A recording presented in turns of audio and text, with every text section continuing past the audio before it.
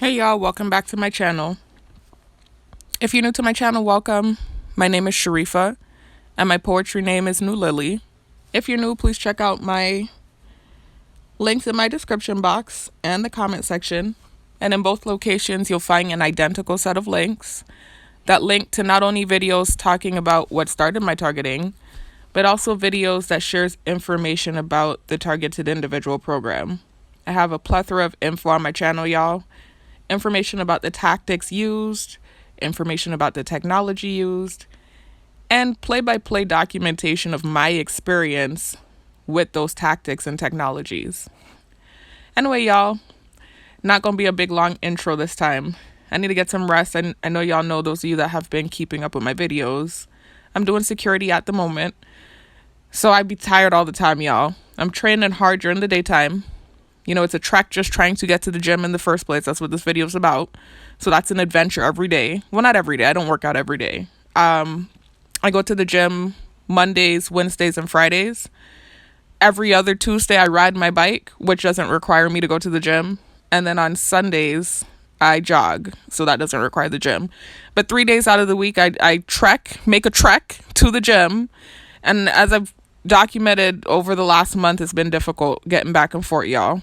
I've been doing my best, right? And it's like every freaking thing you could think of to try to block me has been, listen, y'all, it's crazy, right? But anyways, that's what this video is about. It's documentation about more things that have happened as far as my transportation goes, and blockages and sabotage and, you know, the typical life of a target, right? Anyway, so it's just, I'm exhausted, y'all, because I'm kind of going off on a tangent and hopping ahead of myself. But I'm sorry if I sound dragged down. It's like exhaustion, physical exhaustion, mental exhaustion, emotional exhaustion. Very strong girl. So I'm not the kind that breaks down or falls apart. I never will, right? You know, and unfortunately, people like me get it harder in the programming. Because if you're not the kind that's reactive and you're not the kind that breaks down and busts apart easy, like how the program's designed, the more that's done. And so it's just like you get a bigger burden on top of you because you're a stronger person. And so that it's just kind of like this mentality, like, man, why isn't she breaking? Why isn't she breaking? And they do more and they do more and they do more. And you are still human at the end of the day. So you are dealing with a lot, you know, and it gets invasive and extreme and intense, the things they do. So it's not that I'm feeling any less than other targets that are more reactive. I just have real good self-control. Right? So anyways, that's why I sound like this, y'all. I'm just tired, like in every sense of the word. I'm tired. I'm exhausted. And then I'm like, I got work tonight again, you know? So I'm doing security, like I said, at the moment. And that's just kind of what it's been for the moment. And I'm tired, y'all. I got work in a couple hours, but I needed to make this video. First of all, before what happened today, what I'm about to document as far as my transportation goes, before that happened, something happened at work that I wanted to document. So I didn't want to document. I didn't want to talk about it. It's awkward. You know, it's weird making videos about somebody you work with. That's awkward and weird. You know, that everybody's viewing what you're saying and viewing your videos. And, you know, it's just certain things you don't want to talk about. You don't want to create a toxic work environment for yourself or even your coworker. But then when you're targeted, they create stuff. And so it's just like, you can't just let things, you know, it's this weird thing that happens where your every move is being watched and judged by everyone. And it's like they create stuff. They're like looking, you have like so many people that are watching you with these freaking hateful eyes, and they're like trying to create stuff. And so they're looking, like literally nitpicking and looking for problems within you and flaws within you. That's how it works when you're targeted. Everyone around you is watching. Not everybody's involved, but they're all watching, because what they do is, I don't know exactly how it works, y'all, because obviously I'm on the end of target and not gang stalker. So I don't know how the thing works completely. But what I do understand is that they're all in communication, everyone around you, even those that aren't involved, they all have access to these cameras that are on you, right? And so you're being watched 24/7. Imagine that, 24/7. You don't get a moment of peace. 24/7, they're watching you, all of these people, and judging those that are involved, because not everyone's involved. But those that are involved that have their own subjective, biased feelings towards you, they're watching you with hateful eyes, and they're looking for flaws in you, and they're looking for problems, and they're hoping for bad. That's what's going on. So you have all that negative energy compiling on top of you 24/7, and your every move, your every little thing that you say, do is being critiqued and watched. And it's literally almost like they're looking for flaws in you. Things that someone else could do, you do it and it's a problem. Things that someone else could say, you say it and it's a problem. So it's really invasive, y'all. It's intense, and it's made to break an individual. And if you're a stronger, like I said earlier, person, the more that's done, right? And so it's really extreme, and it's really intense, and it takes a lot of mental fortitude to get through this. Anyway, so I'm going to talk about some of what happened with my coworker. I've talked about this coworker in a couple other videos. I think like 1 or 2 other videos. But I haven't really mentioned him again. I don't really, I try not to talk about coworkers. It's weird. It's weird to talk about people you work with because, everybody's watching, right? And they're seeing the things you're saying, and then you're going to see that person again when you work with them, but it's like when things are starting to be created or brewed, then you have to talk about it. This is what I constantly create my videos for. It's not just documentation of the things that I'm dealing with on a day-to-day basis, but it's also for protection, to protect myself from the false narratives that are created, from my name being maligned and smeared, from false narratives being painted, etc. So anyways, talking about this coworker that I work with, he's not really a coworker, but he is. It's not like he works for my company. Remember I told you I do security, and I'm stationed out at the main shopping center on Island. This coworker doesn't work for my company. He's not a security guard, but he works at the shopping center that I work at. So he's a maintenance man at the shopping center. And so at a certain hour in the morning, he comes in. And so it's kind of like coworkers because we're both on the premises and we're both working at the shopping center. So, not technically a coworker, but he's a coworker. Anyway, this is basically, I don't even remember which video I talked about him in. It was one of these recent videos, y'all. I'm too tired to go through and look. Those of you that have been keeping up with my videos, so you'll be familiar with the situation and with the coworker I'm talking about. But there's this elderly coworker, this older guy I told you that I work with, right? And I told you that one morning, what it was like later in the morning. I work with him in the wee hours of the morning. So I work from 11 p.m. to 7 a.m. He usually comes in around like 3:30, 4 a.m., right? And then stays on for however long his shift is. So the remaining time that my shift is from 4 to 7, he's on too at the same time. So before it was just used to be this thing, whenever I would see him, I would say good morning because I have manners. I always say good morning. It doesn't matter that I'm targeted. It doesn't matter that so many people are involved. I'm well aware of the fact that not everyone is involved. And I'm not a nasty person despite the lies that they try to smear, right? So I'm always going to have manners, especially for elders. So before him and I started having I guess you could say a repertoire, I just used to say good morning to him whenever I would see him. And there's another one that works out there too in the morning. I just say good morning and then keep it moving, go about my business. He say good morning back, that's it. There wasn't any other interaction further than that, right? And that's usually how I am anyways, not just with coworkers, with people in general. I don't like small talk. I can go back all the way last year to videos where I talked about my struggle with conversation, the fact that I'm socially inept. I can speak well in these videos. I can express myself in these videos. When it comes to socializing with other people, and I've been this way my whole life, it's not going to change now because I'm a target. I have always had trouble socializing with people. I even told my mother in my early 20s I was going to write a book called Memoir of the Socially Inept because I always felt like I was inept in that area. I'm not good at socializing with people unless I get really comfortable with a person and I get to know them and then I start opening up. I'm not the kind that like small talk, and there are people that have that personality trait. You have so many different people in the world with different personalities, and you can't persecute somebody because they have a different personality to what you like. It's crazy. And it seems like in this program, if you're not an outgoing, gregarious, chatty catty, you're viewed as a bitch or stuck up or whatever it is. But that's just how it is when you're targeted anyway. Like I said, everything you do is extra critiqued and they're looking at you under a microscope. So things I've always done my whole life, like staying to myself, right? Not being rude or disrespectful. I've always said good morning. That's always been me.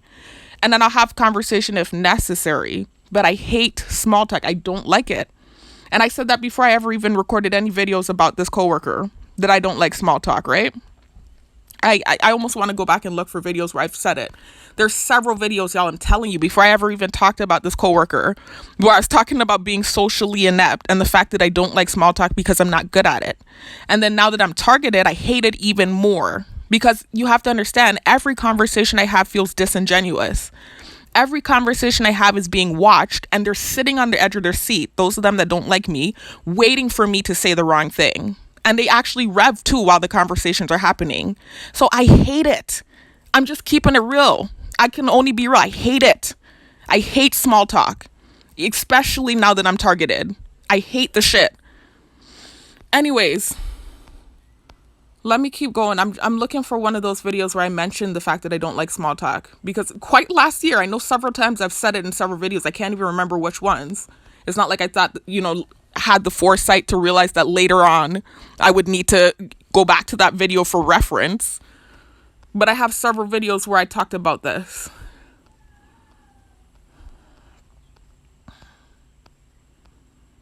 Y'all, I can't even remember, to be real with you. Those of you that have checked out my videos, I know you've heard me say this before, because I've said it in several videos that I suck up small talk. In fact, the first video that I made where I was talking about this same coworker, I talked about the fact that I don't like small talk, and the fact that it was so awkward, that car ride where him and I actually started having more of a I don't want to say relation, interaction. How awkward that first car ride was. So anyways, like I was saying, I just had to add that in there, that I don't like small talk, right? That's not the only problem, but that was the main problem, right? With them watching every minute and just like, it's just this weird thing, right? Anyway, so like I said, I used to go and just see him say good morning to the other maintenance man and go about my business. And that's what the other guards do too. This coworker, he doesn't really, he talks to other guards too, he does. But with me, it's like specifically with me, it's like it started to become this thing where every morning he was stopping by my car. I'm going to get there in a minute, right? So I gave him, I'm not holding my tongue for anybody. I'm going to say how I feel, right? I'm going to say exactly how I feel. And I'm going to talk about what's going on. I can only be real. I'm not going to stop living my life or change who I am because I'm targeted, right? So anyways, so I went into work. I didn't go into work. I got off at 7 one morning. I believe this was on a Sunday. I'm not sure. It doesn't matter the day, but I just want to explain to you how I ended up giving him the ride, right? So I believe it was a Sunday. I got off at 7 a.m. like I usually do. And I was just driving to the laundromat to wash my clothes. And so I just told myself, I'm not going to go to sleep, because it doesn't make sense to sleep and then end up going super late, and then the laundry being full of people. So I purposely just went straight home. Anytime I have to do laundry, y'all, I just go straight and do it, right? So when I get off at 7, I'll go home. I get myself ready, get my stuff together, and I'll just go straight to the laundry. I won't rest, right? So that was what happened this day. I believe it was a Sunday. I just went to the laundromat. I got off that morning, went home, got ready, got my clothes together, went to the laundromat. And while my clothes was washing, I ran to the store to get some groceries, right? So I was kind of up and down in that area where the shopping center is. And so I guess, it happened to be around the time when he was getting off. I believe he would probably be getting off around like 2 or 3, not 2 or 3, excuse me. He goes in at 4 a.m. So 8 hours later, like 12, 1 o'clock, something like that. I just saw him at the side of the road. I was like, oh, that's a coworker, because I was always telling him good morning. And so I saw him and I just waved. I just waved at him. I didn't know if he would recognize me or not, but I just waved. And so he saw me and he waved me down like to stop. So I pulled over and I stopped, and he came and he asked me for a ride. Now, mind you, y'all, the island is very small. So even if you're going from one end of the island to the other end of the island, it's not that far of a drive in a vehicle. Don't take what I'm saying at face value, though, because getting to the gym is difficult for me because I don't have transportation. If you're on foot, everything feels far. But I'm talking about in terms of if you have a vehicle, everything's in close proximity, especially in comparison to the States, right? So wherever he was going, I wouldn't have mind giving him a ride. My only issue is, and I keep saying this, as far as social interactions go with people, I'm not good at small talk, but I've learned to adjust, right? And manage, throughout the years. I'm 32 now, y'all. I've been doing this for a long time. I've learned how to assimilate, right? I wouldn't have mind the small talk, but it's just the fact that, again, everybody's watching me with a critical eye, and you have people that dislike me that are watching and looking for stuff. It's not just regular people watching with curiosity. Some people, but a lot of them like have personal, biased feelings towards me because of some of the offensive things that I shared in the height of my targeting, which was a reaction, y'all. It's completely understandable. It's not justifiable, but it's understandable. But you have to understand, It's just something weird and satanic with this program. When you get thrown in, it's this weird thing where it's like, it's weird. It's like they villainize you and they vilify you. It's this weird thing. Even if what you're saying makes sense and is understandable, it's like it's this weird thing. I can't even explain it. It's almost like zombie land. Anyway, so, nonetheless, he asked me for a ride. He told me he's going right up the road, and actually he was going like right around the corner from where I live, and all of that's in close proximity of the shopping center. I did not mind giving him a ride at all, so I gave him the ride. We had like a little bit of small talk, gave him the ride that day. It was fine. It was a little bit awkward for me because I knew everyone was staring at me, but I gave him the ride and it wasn't that bad. I gave him the ride, right? So after that seemed to have opened a door where I think it opened this line of communication where I guess somebody that's somebody that's gregarious, right? This is what I'm trying to say. I don't want to use the word regular because they like to throw egregious monikers on targets, right? So they'll use terms to freaking malign you, right? And make you feel like a monster. They'll throw monster at you. They'll throw weird at you. They'll throw all kinds of heinous stuff, y'all. They just try to make you feel low on yourself. They're very creative with the adjectives that they use to describe targets, right? So I don't want to say normal, but like you're somebody that doesn't have social anxiety, right? That's comfortable with communicating with people. Typically, if you get a ride from someone and you have like a little chat conversation, whatever, that might open up a line of communication where you start to communicate with that person more. So it might be more than a good morning. You might stop and have a little small talk with that person, if that's your personality, right? That's kind of what started happening after I gave him the ride. There started being this thing where in the mornings, he would now come to my car and have like small chat with me. I didn't mind that at first, right? When it was just that. I did mind. I'm not going to sit here and lie. I'm not a liar. The thing about it is they try to paint it like I'm a liar, and it's wickedness. It's like this spiteful thing that they're doing. They know full well I'm honest because my honesty keeps getting me in trouble, right? And I refuse to change for anyone. I'm always going to be honest and real. So that's one thing about me I'm never going to change. They like to paint me as a liar when my honesty is what keeps getting me in trouble. My realness is what keeps getting me in trouble. I didn't mind at first the way that I do now, because at first it was just more so awkward conversation. This kind of way where it's like I'm not good at small talk, and then I know everyone's staring at me and looking for a problem. Not everyone's staring, so I know everyone's watching like it's a movie, but then I know there's a large percentage of people that are also looking with hateful eyes and looking for a problem, right? Listen to that, y'all. Listen to the revving. Ooh, I'm so glad I got that. So that's what I'm talking about, y'all. You just have people sitting there, right? Not all of them, sitting there looking for a problem. Anyway, so let me finish. I'm going to tell you what happened this morning too and why I'm even talking about it. Because I wasn't going to talk about it. I was more so just kind of avoiding the interaction. Not in a disrespectful, I'm going to explain why I started avoiding the interaction, right? But that's what I was doing. I didn't want to make a video about it because I knew that would be awkward. So I more so just started to try to avoid the interaction. But of course, they're staring at me, right? And they tried to create something, right? Because I was trying to avoid the interaction. Listen to the plane, y'all. Listen.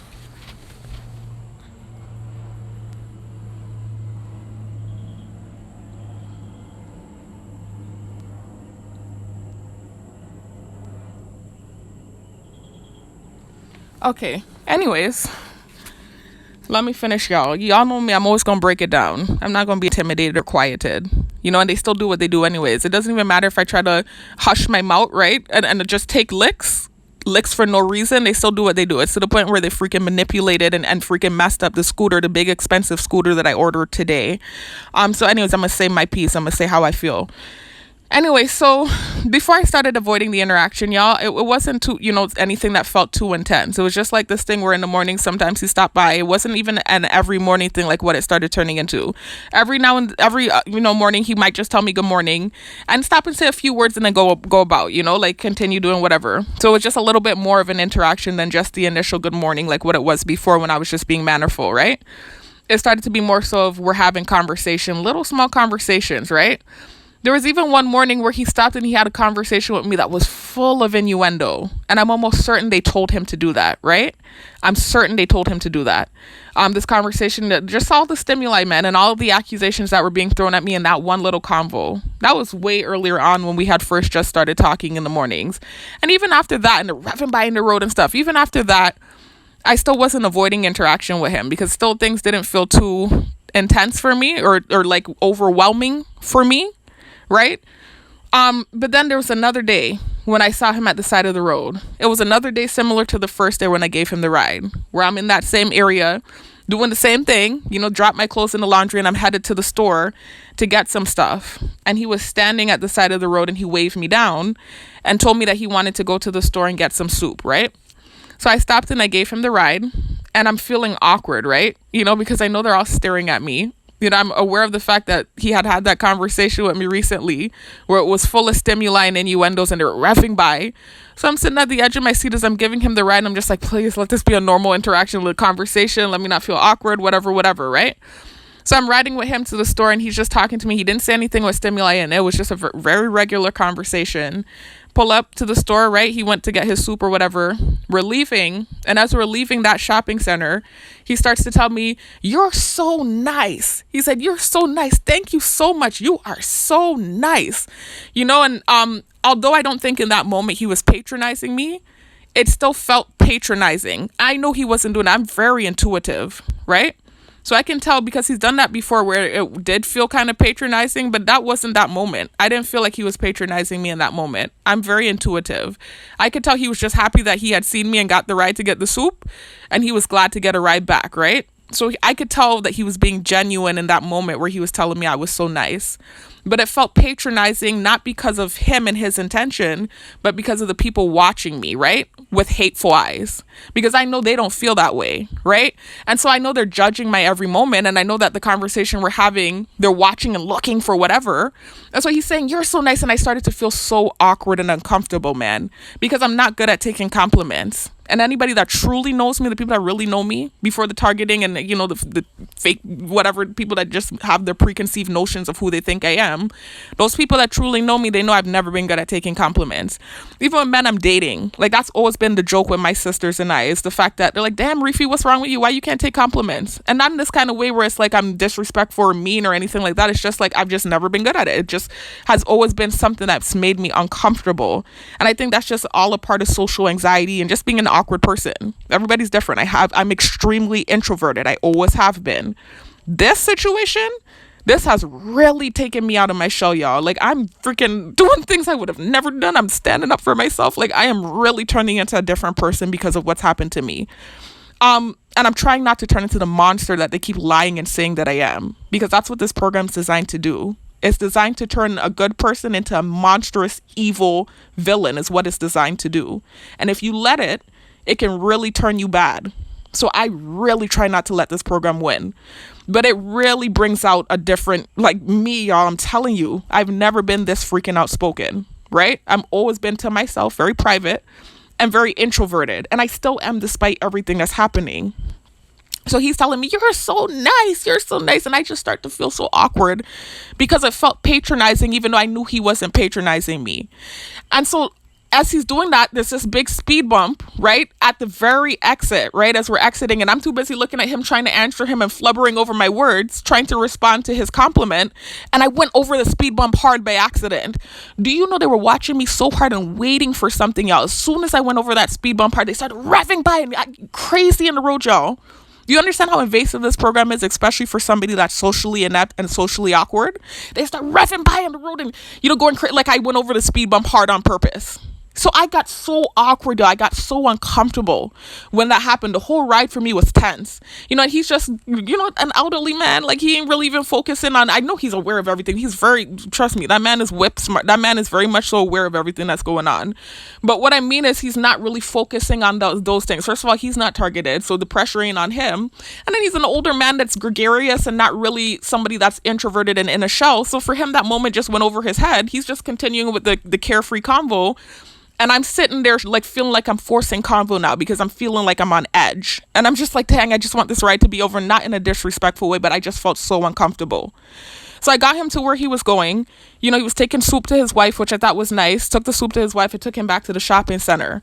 After that was what really seemed to open like a line of communication there, where it seemed like every morning now he was stopping by my vehicle and stopping by to have conversation with me. And then it turned into like him giving me stuff every morning, right? And so first it was like an avocado. That's what it started out as, like 2 avocados from his garden. We kind of related on that level because I'm into agriculture and natural living and holistic health too. So I thought it was cool that he had a garden in the back of the shopping center. So we had conversation about that, and that was some relativity there, right? But it just started to turn into this thing where every morning he was giving me something. It turned into like from avocado to cucumber to he's going to the bakery and buying me stuff. Then, he's asking me when is my birthday. And so that's when I started to get uncomfortable, right? That was the first thing that made me uncomfortable. That was not what made me start avoiding the interactions, but that was what started making me feel uncomfortable, is to constantly giving me stuff and I don't know how to say no because they like to villainize you as a target. I envisioned it. I know if I had started saying no and saying no thank you, they would have done start to make it like I'm a monster, right? Because I don't want to accept gifts. I'm not that kind. I don't like taking gifts from people. I'd never liked taking gifts from people. It's not going to change because I'm a target. I don't like taking gifts from people, especially like when you start giving me stuff every day. I've never been that kind of person. I'm not trying to sound like a monster. I don't like that. I don't like taking stuff from people. I don't. Every day taking gifts. I don't like that. I don't like that. I'm just keeping it real with you. I don't like taking stuff from people every day like that. I don't like that. So then also too, sometimes in the conversations, like oftentimes when we're having these conversations, it's happened several times and it started to make me uncomfortable. He would mention the fact that, when are you going to get married? He said, you need to get married, but make sure you get a good man because, these men like to sexually abuse women and sexually abuse you. And he said it several times in several of the conversations that we had, like several of the conversations he would ask me, when am I getting married? And then he would mention the fact, make sure I get a good man, because these men like to sexually abuse. He's done it several times and I just let it go over my head, but it feels awkward. The whole interaction feels awkward, to be real with you. I'm trying to be this kind of, I understand, this is an innocent old man, right? I'm not trying to be disrespectful. I do respect my elders, but I hate small talk. It doesn't even matter who you are. You can be old, you can be young, you can be black, you can be white, you can be Spanish, you can be female, you can be male, you can be cat, you can be dog. I don't like small talk. I never did. And so now it's like I feel like I'm forced into small talk in the mornings and they're driving by actively watching, waiting for a moment. And then every now and then you're slipping in stuff that makes me feel uncomfortable in the conversation. And in addition to that, constantly feeling like I'm starting to get locked into taking things and not wanting to feel like that. Because then he even started to mention things about people being selfish and, like this kind of way, like he I don't know, like he's giving me and I'm not giving back. I don't have anything to give, first of all. And second of all, I don't even want to take the gifts. I don't like taking gifts from people, but I didn't want to be rude. I don't know if I said, look, no, thank you. I don't want you to give me stuff anymore. They would have created something. I'm telling you, the mosquito would have been in my face. They would have been creating something. I'm like, I don't know how to tell him. I don't want him to give me stuff anymore. And I don't, it was too much. It started being too much. It started to feel overwhelming for me. I'm just keeping it real with you. It started feeling overwhelming for me, where it was every morning. And then I just worked a whole night and I'm tired. I'm exhausted. And then I'm feeling like I now have to put on a mask and try and force like this social conversation that I'm not good at, never been good at, while these people are staring at me. Every now and then I have to hope you're not going to say something that makes me feel uncomfortable. And then you're giving me gifts and I don't have anything to give back. It just felt uncomfortable. And I didn't really know how to. And then it started to get kind of. That's the other thing too. I'm a very claustrophobic person. I'm just keeping it real. Even in relationships, I'm telling you, my sisters know this about me. It's not like I'm like a monster robot where I don't like intimacy. I do, right? But I'm just trying to say, whatever, man. The barking the dog. It's not like this thing where I don't like intimacy, because I do. And anybody that really knows me knows that I do. When I really like a person and I get good with a man or whatever, I do get comfortable and I do like intimacy. But even in relationships, I tend to get claustrophobic. And there are moments where I just don't want to be touched and I don't want you around me. And I'm not meaning to use that stimuli, the touch thing. But I talked about this, y'all, in videos from last year, how I get in relationships. Much less for somebody that's a stranger, acquaintance, kind of friend type thing. That makes me uncomfortable. And it started being this thing where he'd come and like grab my face and he's grabbing my face or he's grabbing my leg. And I know it's just normal stuff that people do. I get it. But I'm funny. And I'm not funny like that where it's like, bitch, like you can't touch me. Nothing like that. But that's just me, man. Everybody's different. And so all of it just started feeling overwhelming for me. But I'm like, how do I talk about this without getting villainized? How do I talk about this without getting vilified? I'm like, I don't want to talk about this and I don't want this to get awkward. So let me just avoid the interaction is what it turned into. So in the mornings, my phone usually starts to need to charge like around the time when he comes in, usually a little before, like around, I would say 2:40 is when my battery starts going low. And so usually I take the phone in the office like around the time when he would be coming in, and I'll plug it into charge, and then I'll still sit in my car and I'll let it charge while I just sit in my car awkwardly knowing I'm being stared at. But now, since it kind of had turned into this awkward, interaction kind of thing with my coworker, it just started to feel a little bit too overwhelming for me. What I started doing was sitting in the office with my phone. So I wasn't just going in there to avoid the interaction. It was more so like a killing two birds with one stone thing, where my phone was genuinely charging, but I'm also kind of avoiding the interaction because I didn't know how to navigate the thing, man. And it was making me feel uncomfortable. And so it's just like, I'm like, I'm not going to talk about this. I'm like, how do you talk about this without getting vilified? And I feel so uncomfortable. I'm like, let me just go sit in the office. I'm not going to talk about it because I don't want him to feel uncomfortable and embarrassed about the things I'm saying in my video. And I don't want to feel uncomfortable either because this is going to make for a weird situation. But it's like this morning, it's like, even if you try to stay out the way as a target, and you don't want to talk about something that's brewing, you have to talk about it because they start to create stuff and they start getting blue vex with you because of how you're moving. So because I started hiding in the office, you could kind of say hiding, right? I was avoiding the interaction, but also letting my phone charge. The gang stalkers obviously picked up on it. They're watching me so hard, right? So this morning now, it was kind of this thing where just like whenever I see him, I'm waving, but I'm kind of more so like trying to avoid the interaction, right? So this morning I came out, same thing, and as I'm coming out, I heard the rate going. He was like far away, but I heard the rate going. And so his name almost started popping in my head.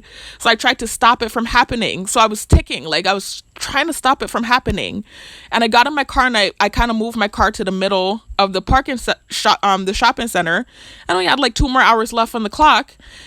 And they started to rev by because of it, because my brain was ticking and it looked kind of like I was just slinking into the car or whatever. They started to rev by because of it.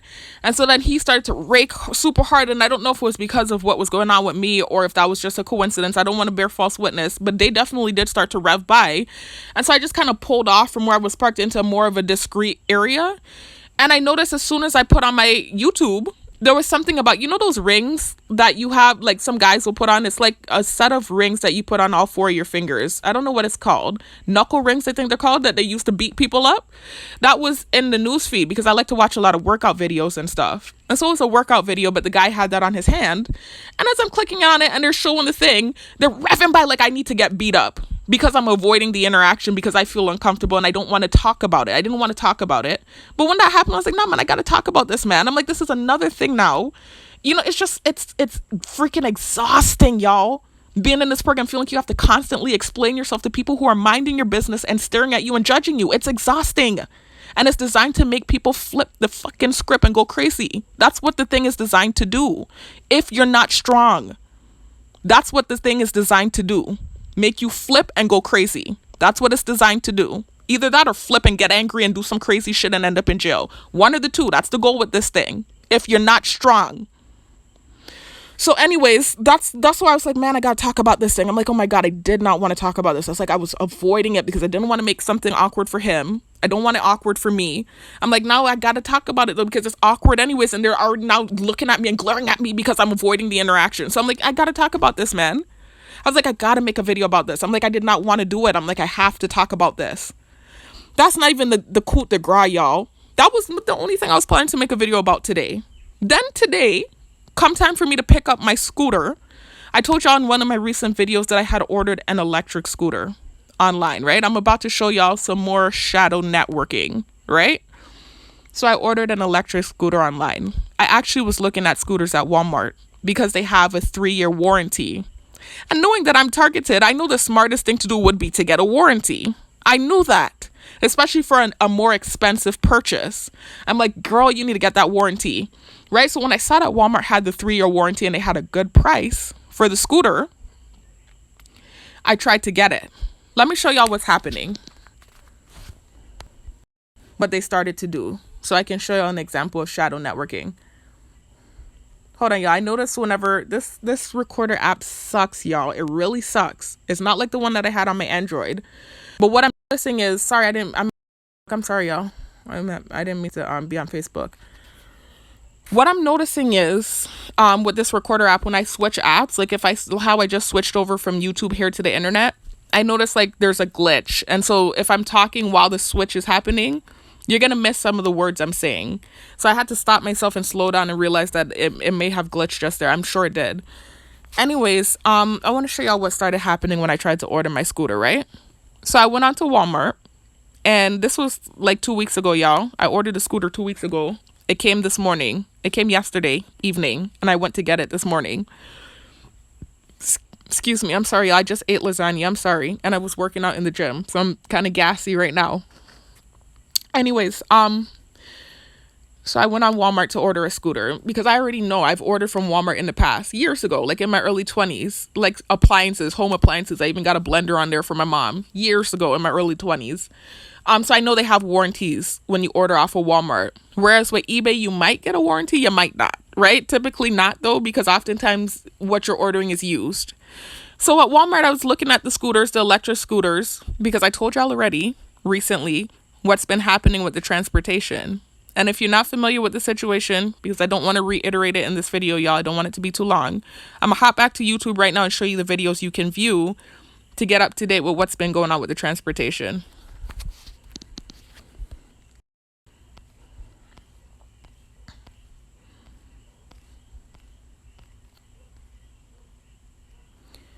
Okay, I had to pause for a little bit, y'all, because remember what I told y'all, when I switch apps, it freezes up and then the voice, goes in and out. So if you check out this series of videos,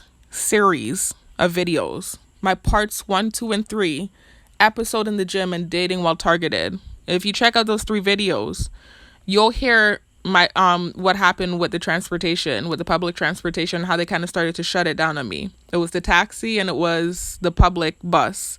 It was this kind of way where I was having trouble getting a ride. The taxis just completely weren't stopping. And then with the bus, it wasn't like following schedule. Like I'll go out there at a certain time and the bus just wouldn't show up. And they, somebody there would come up to me and tell me, hey, are you waiting for the bus? And I'll be like, yeah. And they'll be like, oh, I heard it's not coming. Or, something like that would happen. And then eventually what started happening was in the morning, the first time that I would go out for the bus, it wouldn't show up. But if I sat there for an hour and a half and waited for the next bus, that bus would show up. So it'd be this thing where I'm forced to wake up earlier. Remember, I'm working the night shift, y'all. I'm having to wake up earlier, walk to the shopping center because I can no longer go outside of my neighborhood and just catch a taxi because they weren't stopping. So I have to walk to the shopping center to catch the public bus. And I would have to go like an hour and a half early because the bus that I would show up for wouldn't be there, but the next bus would come. That's what it started turning into. And then it kind of started turning into this sometime-ish thing where sometimes that second bus would come and sometimes it just wasn't coming. And so it was just like this exhausting trek just to get to the gym. All I wanted to do was go and work out, y'all. That's it. I just wanted to work out. Wasn't telling anybody anything. Wasn't being disrespectful, being mannerful despite everything that's happening. Just wanted to go to the gym and work out. So anyways, that's what started happening. And really what started it was, if you listen to the videos, I'm not about to talk about it again. As a matter of fact, I'm not going to. I don't want to even open that can of worms, what started it. But just understand it was something, again, that they created. Literally, I went out to catch taxi like I had been doing. There were no problems. I wasn't being disrespectful to anybody. All the taxi drivers that stopped for me, I would always tell them, thank you, be quiet, sit to myself because I'm a quiet girl, pay the money, thank you again, get off the bus, walk to the gym, right? What happened is this one morning, I went out there and the only reason I'm now going into it is because I heard noise and that bothered me. So now I'm going to talk about what happened. I'm not really going to talk about it because I don't want this video to be too long, but I'm going to give you all a brief, just for those of you that haven't seen the video or you need a refresher on what happened. I was listening to my music in my phone, and that's the other thing I want to talk about too, y'all. It sucks being a target. You can't even listen to the kind of music you want to listen to because they're constantly judging the music you're listening to and creating false narratives from the music you're listening to. If y'all check out my channel, you'll see that I like music. I write poetry. I'm not a musician. I wouldn't call myself that. I did used to play instruments when I was younger. I played trumpet and guitar and piano, but I've never been a musician as far as vocally goes. I've never been a singer. I've never been a rapper. I write poetry, and I only started recording myself in 2019. So I've never been the kind to record myself. I'm the kind to write a poem in a book and throw that book to the side and then pick that same book up and write another poem and forget about it. And then have a book full of poems that nobody ever reads. That's me. And so eventually I started recording myself in 2019 because of a fluke opportunity that came from my brother-in-law. I'm not going into the details about that right now. I don't care to, y'all. But just understand I like music. I always have. I like music, I like poetry, and understand that music and rapping is a form of poetry. Poetry isn't necessarily rapping, but music and rapping is a form of poetry. And that's why I like it. So that's what it is. I like words. I like to hear people using words. I like to hear people being artistic. I like to release my mind in that way. I just have a creative mind in that way. And then I grew up in a household like that.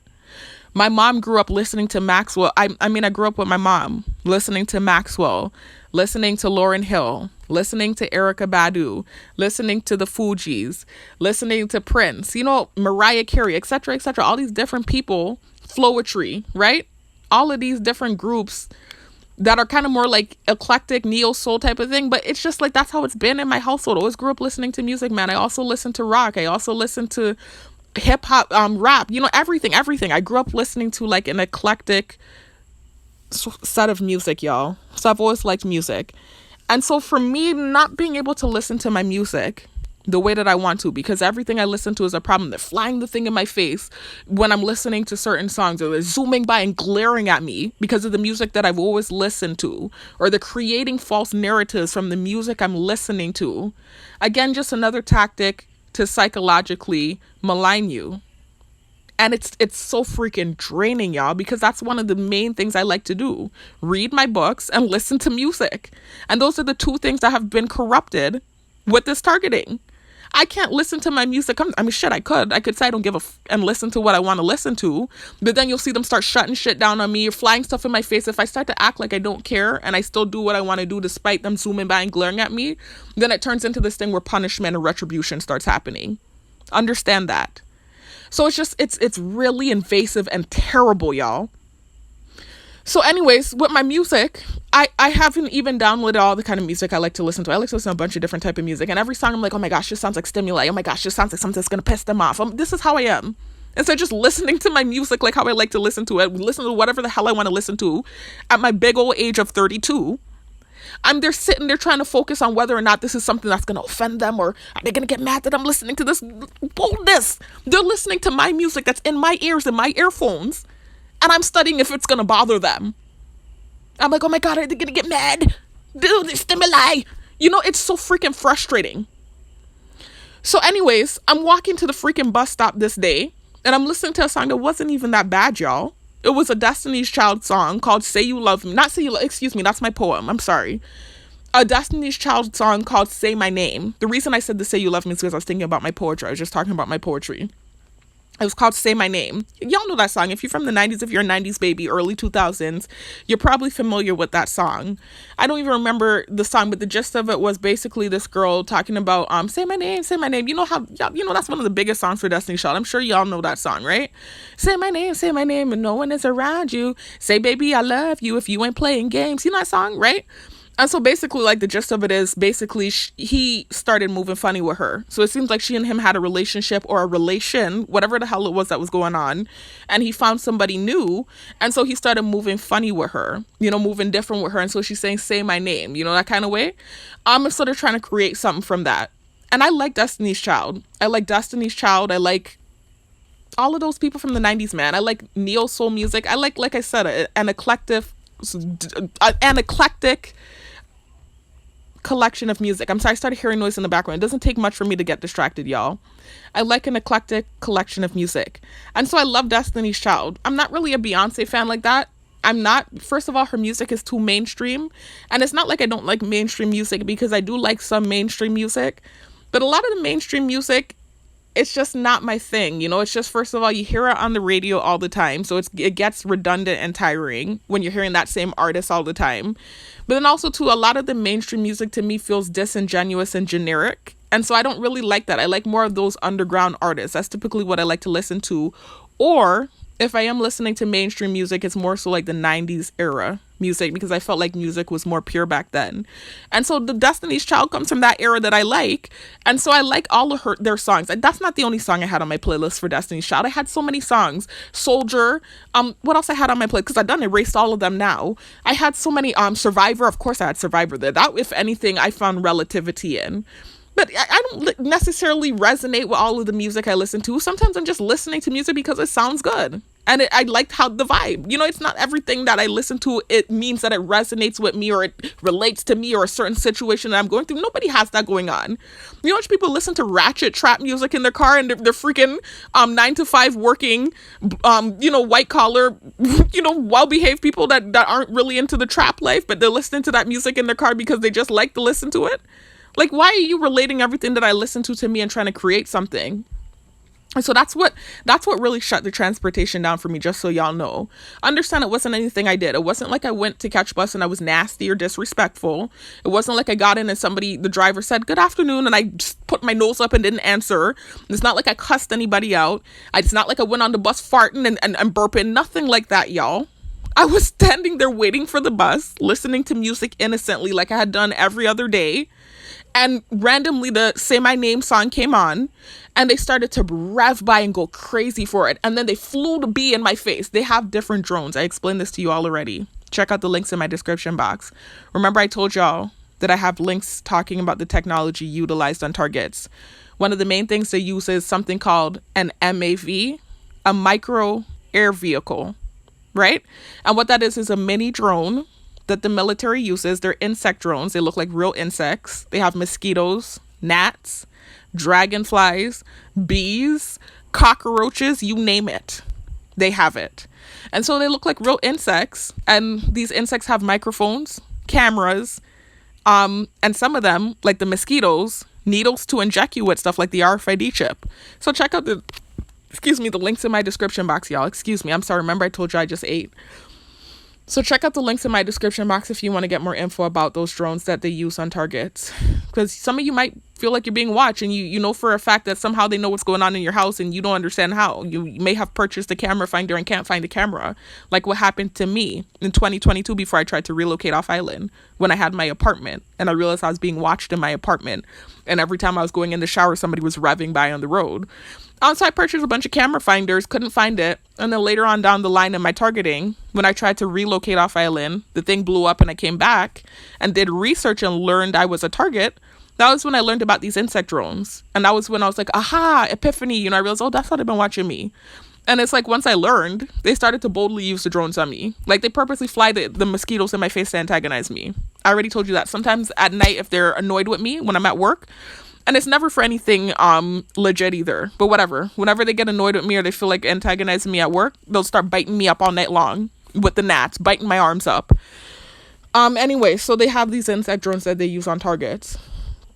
And so that's what started happening when I was at the bus stop, right before they shut down the transportation on me. That song came on, the Say My Name song. They started to rev by in the road. They started flying the bee in my face. And then an ambulance drove by. So then after the ambulance drove by, then the guy that I documented that drove the Hummer, I'm not going to talk about the situation again, I don't want to. He pulls up on me and there was a gang stalking theater interaction that took place. And then after that, I noticed they started to shut down the transportation on me. Whoa, not yet. Then I got to the gym, y'all, and more continued to happen. They started to fly the insect drone in my face and try to create something with another song that I was listening to. It was just like they were on one that day. I don't know what was causing. I never know what causes it. It's just like things can seem like it's mellow and okay, and then it's just like randomly, they just start creating stuff. Because mind you, the Say My Name song I had been listening to for about a month at that point, and the song that I was listening to once I actually did get to the gym, it was called Trophy by a UK artist named IMDDB. That song had stimuli in it, but I had been listening to it for a whole month and they weren't doing noise campaigns or flying mosquitoes in my face. But I found that once I got to the gym, after that whole weird interaction with the Say My Name song, when I got to the gym and I'm working out, I was doing like leg raises or whatever, and I'm listening to the Trophy song, they start flying the mosquito in my face and just going crazy, man. And so I remember starting to get agitated that was happening, but I didn't have a reaction. I didn't cuss. I didn't say anything disrespectful. I just got an annoyed look on my face and I started to rush through my workout so I could get out of there. And so this is what created them shutting the public transport. I'm telling you, I kid you not, this is what did it.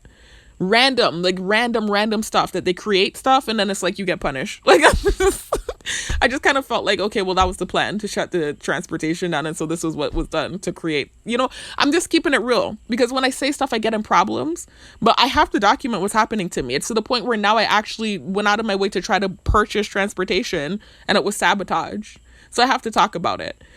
So anyways, so that's what happened. They shut the transportation down on me, the public transportation, after that. And so it was just kind of like a whole month of me like trying so hard to get a ride. And it was like I was getting a ride, but I have to wait for hours, before I could get the ride, like go out there to the shopping center and hope that something would stop. Like every minute the bus is not showing up. They're telling me that the bus is shut down, or some like, I'm like, the public bus is shut down. What about if people have to get to work? I'm like, there must be some app where they're telling them to go to a different location and picking them up. I'm like, something's got to be going on, because I'm like, how is this happening now? Right. And then it started being this thing where the taxis were all telling me no. And, hours and hours of waiting before one of the public transportations would finally give me a ride. And so that's kind of what it was and has been for the last month, just kind of like struggling to get to the gym, right? Just so I can work out. All I want to do is work out and go home. And then it kind of started to get better. Like, I want to say when I ordered the scooter, not knowing that what would happen, but I ordered the scooter, and then I noticed when I went to try to catch the bus the next time, I was able to get on easy. The bus showed up on time, like what the schedule said, and I was able to get transportation. I even went to catch a taxi, and the taxi bus actually stopped. So I was like, wow, all I have to do is order a scooter to open up the transportation. I'm like, what? So anyways, I didn't want to complain. I was just happy to get a ride at this point, because nothing really makes sense in this program to me. Nothing makes sense. And I'm just happy when things are working the way it's supposed to. So anyways, I started getting a ride again. Y'all heard me talk about it in my last video. I told y'all when they opened up the transportation, you heard the revving and going on. Listen to my last video, y'all. You'll hear me talking about that and how they started revving up in the neighborhood when I said they opened the transportation again. Anyway, y'all, let me try to hurry up. I don't want this video to be too long, and I feel like I'm starting to stammer and stuff because I'm tired, but I wanted to document what happened. So anyways, let me hop back over before I continue. Let me hop back over to the internet. I'm going to stop talking because it will glitch while I'm switching over.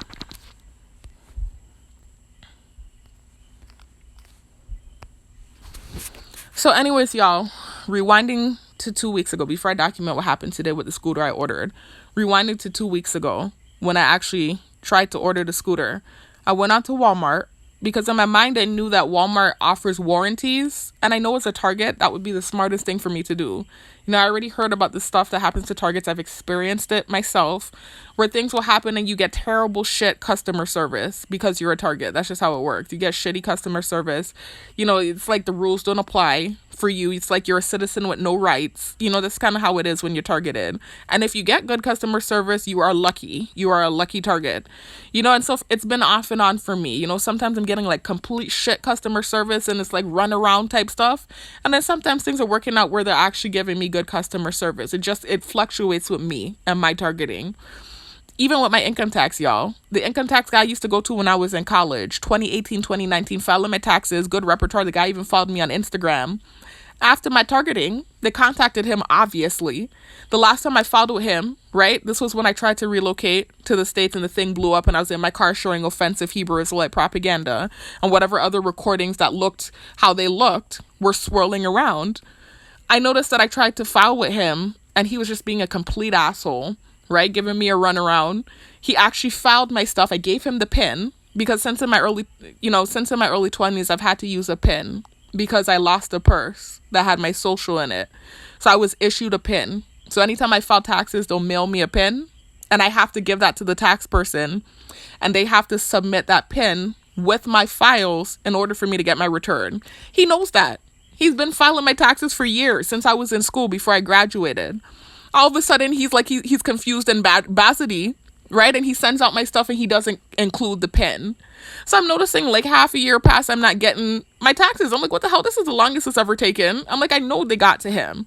I'm calling him. He's giving me the runaround. I can't get in touch with him. I can't get in touch. I speak to the person that owns the shop, who also had filed my taxes before in the past. Very professional, very helpful prior to my targeting.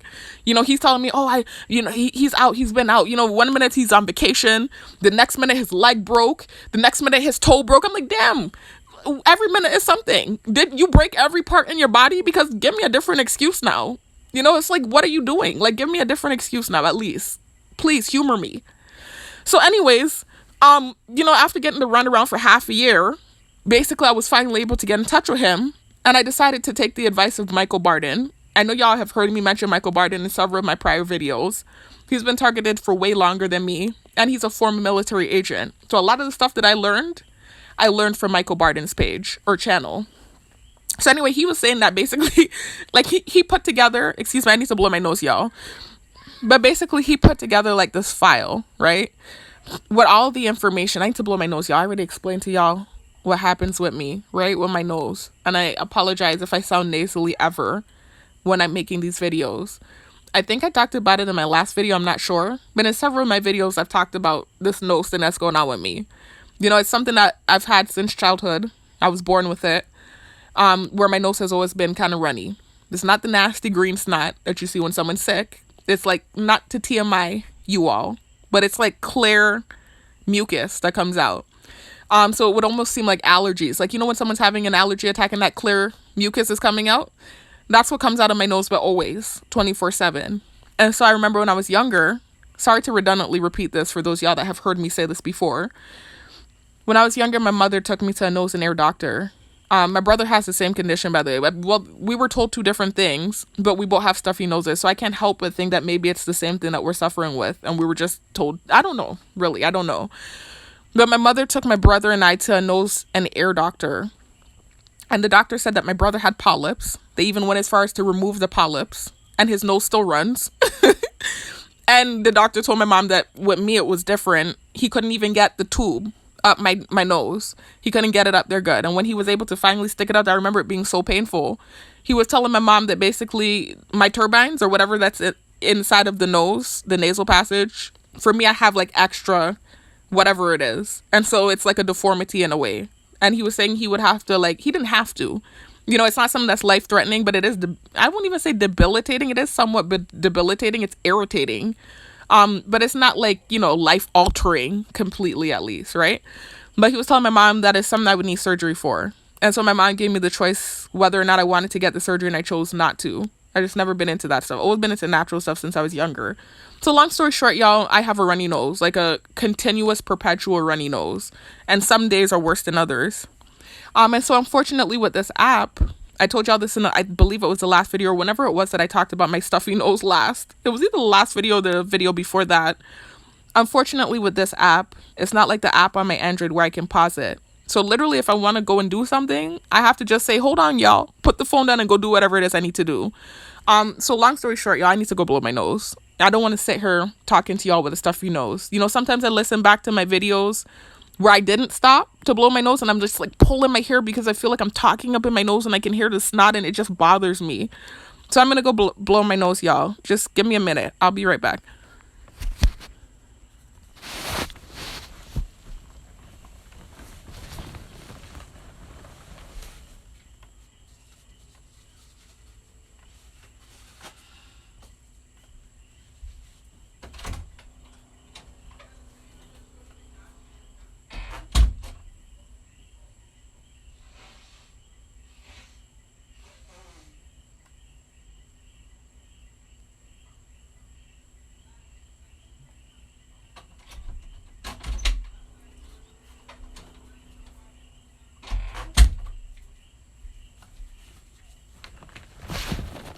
Okay, y'all, back. I'm sorry about that.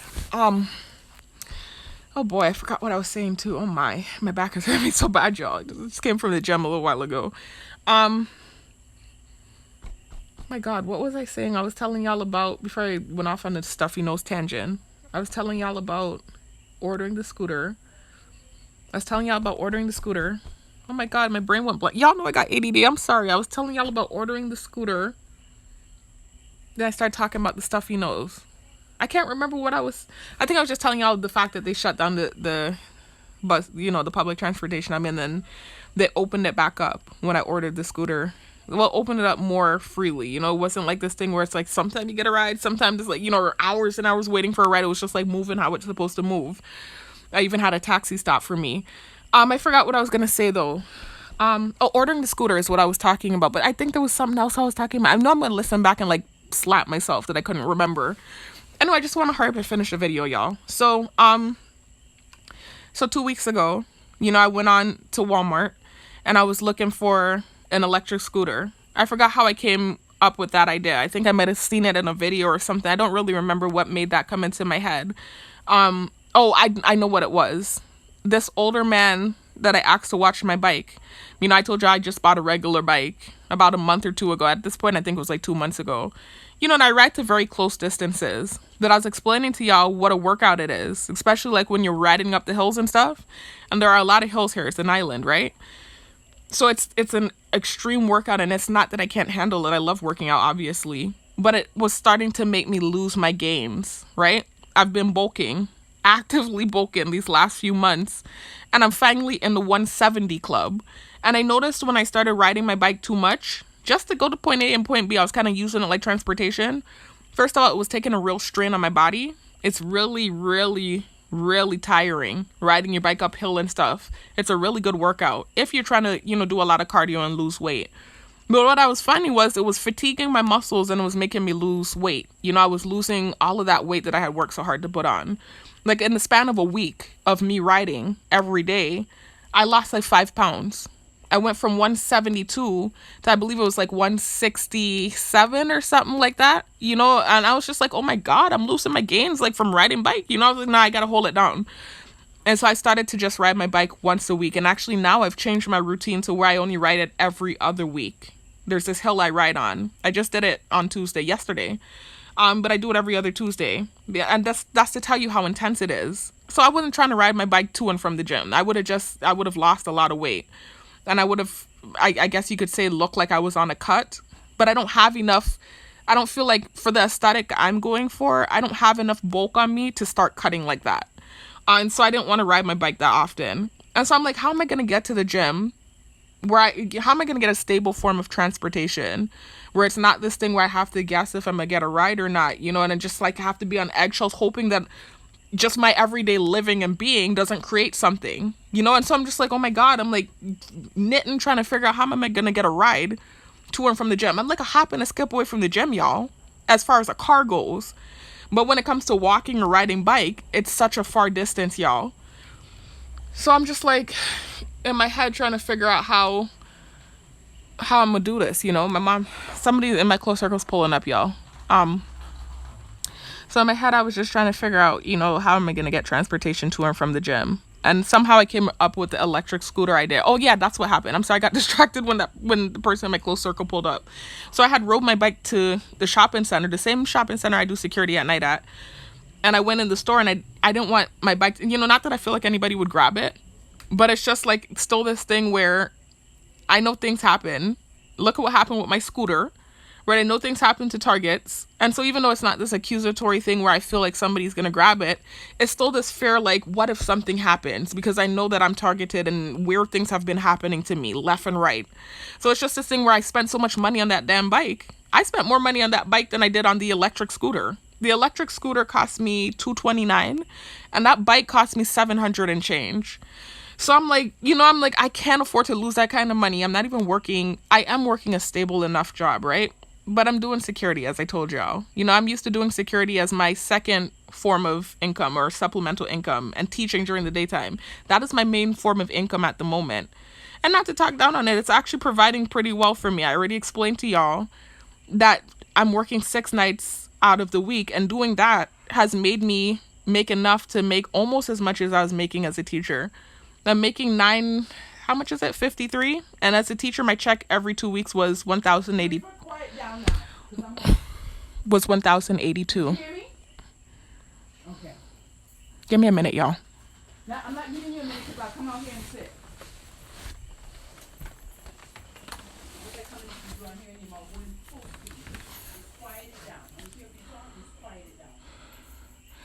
Anyway, y'all, give me a minute. Let's wait for this person in my close circle to get in the house so I can finish saying what I'm saying.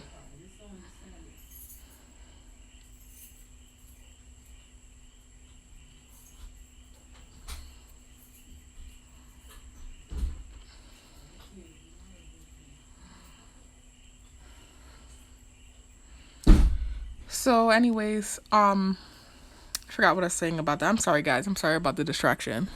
Anyway, I forgot what I was saying. Yeah, so doing the security, I'm working an extra shift, of course, but it's fine because it's not that hard of a job. The only thing that's hard about it is staying up all night. That's hard on the body, but the job itself isn't too difficult. So it's decent pay for not doing too much. And so I'm making, like I said, almost as much as I was making as a teacher. Because when I was teaching as an English teacher, I was making 1,082 every 2 weeks. But, of course, that was a government job and they were taking out for Social Security and insurance and this and that, whereas with the security, that's just straight the pay. But regardless of whatever the breakdown is, I'm making almost as much as I was making when I was teaching. The problem is, I'm used to working 2 jobs. So when I was teaching prior to leaving Island, I was making the 1,082 and then I was doing security and making 700 and change. So that's what I'm used to making. And I had a car and I had an apartment. So you have to understand this is a very low point for me. I've been lower. Remember last year when I didn't have a job, those of you that have been keeping up with me, right? I've been lower. But still, this is a low state for me, especially at age 32. Anyways, I forgot what made me say that. So just understand that I'm in a situation right now where money is, not to use this stimuli, because they made this word stimuli. I've talked about this before in my part 2 programming and targeting of the individual video. The money's tight. So it's like I can't afford to spend frivolously or lose money on big things that I've paid for. And so that's why I move the way that I move with the bike, because I noticed that they do noise campaign whenever I say I don't feel like somebody would steal it, but just in case they do noise campaign. Anybody would feel that way, even if you weren't targeted. You're not going to leave a big expensive bike outside of the store and not tie it up and study it. That doesn't make sense. So anyways, I remember asking this older man that had a bike out there as well. I didn't ask him. I actually asked the guard, this older lady that works at the door. Guys, let me move up because the person that came home in my close circle was telling me not to be talking loud by the window, but now she's by my door talking loud and it's messing with my video. So give me a minute, y'all. Give me a minute.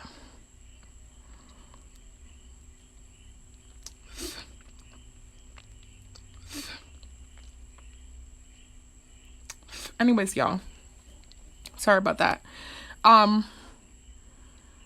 So I was at the shopping center. I had went into one of the grocery stores. I think I just went to get some water or something for the house.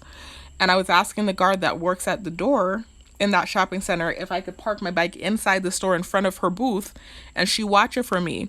And so she was telling me, well, they don't really want you bringing bikes in the store. She said, park it right there by the door. And I said, okay, thanks. And so this older gentleman that was leaving, he had like a helmet on his head and he was riding bike too. So he knows the struggle. He was telling me, oh, okay, don't worry about it. He said, I'll watch it for you. I said, thank you so much. I said, I'm just going to grab 2 things real quick. He said, okay, I'll watch it for you. I said, thank you so much. So I remember running in to grab whatever and coming out and him telling me, you should get an electric bike is what he was telling me. The one with the motor? That's what he was telling me. And so that's where I got the idea from, because he had an electric bike. So I was like, wait a minute. I said, an electric bike? That's true, because I'd heard about them before in the past, but I've always had cars. So that was never anything I was looking into. And as far as working out goes, if I'm going to get a bike and I have transportation, I'm going to get a real bike, get an electric bike and I have a car. But now that I don't have transportation and I need something that can actually get me from point A to point B quicker and without me having to put in as much work, I was like, wait a minute, electric bike, that's a good idea. So that's what was the start of me looking into that option for transportation. And I was already dealing with what I was dealing with the public transportation. So I remember I started looking into, that's what I was initially looking into, electric bikes. And money was tight, not to use that word again, that paycheck. Because I remember that was when I had to pay rent. And remember I told you all I'm making $953 every 2 weeks. And rent is $300. So that paycheck fell on a rent day, on a rent week, right? So I was like, I want this thing now. I want to go to the gym when I want to go to the gym. I don't want to stop and then lose my gains or lose my strength, lose my endurance, right? And I don't feel like having to fight every day that I want to go to the gym to get there. I'm like, I don't feel like having to fight every time. And I'm like, my gosh, I just want to get to where I'm going. I don't want problems. I want to stay out the way like I've always done. I'm like, I want this now, because I could have waited. I could have waited until the next check when I would have had enough to pay for the electric bike. But I wanted what I wanted then. I wanted the transportation right away. And I've always been that way. I would say that's, it depends on how you look at it. That could be considered a negative trait of mine. But when I want something, like, for instance, as far as monetary goes, something that I want to purchase, I've always been hardworking, so I've always been able to buy the things that I want. So I'm not used to being targeted in this kind of way where even if you have the money, things can be blocked up and sabotaged. I'm not used to that. Or even just struggling financially in general. I'm used to being able to get whatever job I want and working as hard and as long as I want to make as much money as I need to get the things that I want for myself. That's always been me. So it's now this kind of way where employment is limited, not by choice, right? Employment is limited. At least I have employment at the moment, because last year I told y'all what was happening. Employment's limited, and not only is employment limited, but then just purchasing things I have to worry about if it's going to get sabotaged, if it's going to come working, all of that type of stuff, right? So anyways, I remember I was looking at electric bikes and stuff, and it was like really expensive, and I was like, I can't afford this right now. Not this check. I'm like, I'm gonna have to wait till next check. I'm like, I don't want to wait. So I started looking and looking and looking. I'm like, there's got to be a cheaper option. And while I was looking, I came across electric scooters. I was like, wait a minute, this is cheaper than the electric bike. I won't have to purchase another bike because I already have a bike. Because the electric bike, y'all, even though you can use it kind of like a motorcycle, and you can use the throttle to kind of get you to where you're going without having to pedal, you can also choose to pedal and ride it like a regular bike. So essentially it would be me buying a second bike. I'm like, I already paid $700 and change on a bike. I'm not trying to pay no big grip on another bike. At this point I might as well start saving for a car. This is how I felt if I'm gonna be paying that much money, right? So I was like, if there's something cheaper that I can get, I want to get it. And so when I saw the scooter thing, I got so excited. I was like, okay, this is a cheaper option. It's not like I'm going to be getting a second bike, which seems kind of frivolous. This seems like a good idea, and it's something I can afford with this check. So I'm excited. I'm like looking at Walmart. Immediately I went to Walmart because I know they offer warranties and stuff, and I know I'm a target, and so I'm just like, just to be on the safe side, let me go with the warranty option. Big set of, scooters that they had available when I first went on the website. I was even able to put the scooter in my cart, y'all. I clicked on the 3-year warranty. I found a very affordable, high quality scooter. It's an if I don't know if y'all are familiar. If you are and if your targeting isn't as bad as mine, and you're able to order, right, and you're looking for transportation that's cheap, that's a good option. It's called M5 Pro, Microgo Pro. Check it out. It's a really good scooter, y'all, and it's affordable too. Check out Walmart. They have it for a good price, and they offer a warranty. So that's where I was really trying to get it from. So I remember that I was just, surfing through, looking at the different options and stuff, and they had so much available.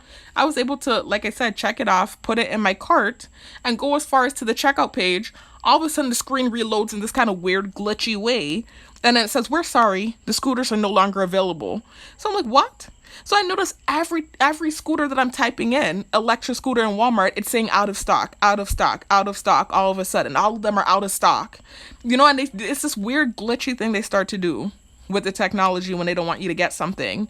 I'm like, damn, they're trying to stop me from getting the warranty. And I knew it too, y'all. And I still took my stupid ass and ordered the same scooter from eBay, knowing I didn't get a warranty. Anyway, so it's just so bad, I'm not going to gaslight myself and call myself stupid, right? Because what I'm dealing with is horrendous. And I'm just desperate for transportation. I shouldn't even have to be dealing with this in the first place. But anyways, took my stupid ass, and I ordered the thing from eBay, and it's worse than I thought. I didn't even realize that there was a no return policy. They really got my ass good. They must have had that in fine print. I didn't see it.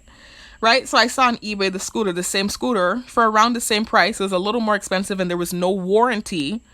But I was like, damn, they're doing so much. I'm like, I don't think they're going to stoop that low. I don't know. It's like this denial thing with me where I'm always thinking they're not going to take it as low as they take it. I'm like, they're not going to mess up my scooter. I'm like, no way. I'm like, no way, no way, no way. I'm like, there's no way they're going to mess up my scooter. No way. I'm just like in my head, like they might, if anything, make it come late. This is what I was thinking in my head. It might be this thing where I don't get it for a month. That's what I was expecting and preparing for. And lo and behold, it did come late, but only a day late. Excuse me, I'm sorry, y'all. That was what I was expecting. I wasn't expecting to get a defective scooter and then them to be throwing the no return policy at me. I'm like, damn. Right? So anyways, I got the scooter today. Right, it came yesterday in the mail, and I went straight to I was so excited too. They were all watching me as I was excited, revving by while I'm getting excited that the scooter's here. It was almost like this, like, again, for those of them that are enjoying my torment. It was like satisfaction watching me not be able to get a ride, right? So anyways, oh my God, who's talking to you? Why are you out there? Why am I out there? Because it's on the down take. Lying as usual. What I told you. Y'all know the gaslighting that happens with this program. I'm sitting there in my room trying to mind my business. I'm not saying anything about anybody in my close circle. I warned you and I warned you. Right? So we want to go back. Anyways, y'all, this is the gaslighting that happens when you're targeted. I'm not even blaming anybody in my close circle, you know. I'm not even, it must be guilt, because for her to go on like that, and even in the car earlier, instead of like asking me about what's going on with the scooter, she's barking at me.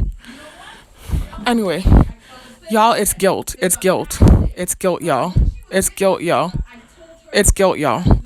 Anyway, hold on, y'all. I'm gonna let the gaslighting happen. I can't pause it. I'm so sorry, y'all, because before what I would be able to do was pause it when this is happening. She does this always. When I'm making a point and I'm making sense, she does this. Give me a minute, y'all. Give me a minute, y'all. Give me a minute, y'all. Give me a minute. Mommy, why are you doing this? I'm not telling you anything. You can't get your money back. You are ruining my video. I am not telling you anything. I didn't say anything about you. What is the problem? Because this is so expensive, they're probably giving me a 6.9. But it's everybody's fault. Don't go. Y'all, it's guilt. That has to be what it is. Because I could see if I were saying something about the people in my close circle. Even early in the car, she barked at me. You know, I'm going through all of this. You see this happen to me. She starts barking at me in the car earlier. And, you know, I wasn't even going to talk about it. I wasn't even going to add that to my video. But the fact that she's going on like that, I didn't even tell her anything. I'm just documenting what's happening with the scooter. That is guilt. I'm telling you. Anyway, wait.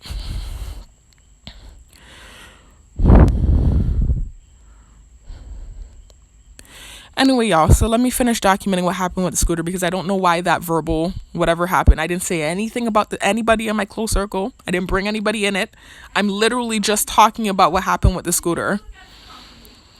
Anyways, y'all, trying to shut me up. Y'all know how it happens. This is good documentation. I haven't had a video like this in a while. Usually when things like this happen, I delete the video. This is good documentation, y'all. The gaslighting that happens when you're targeted. This is good documentation.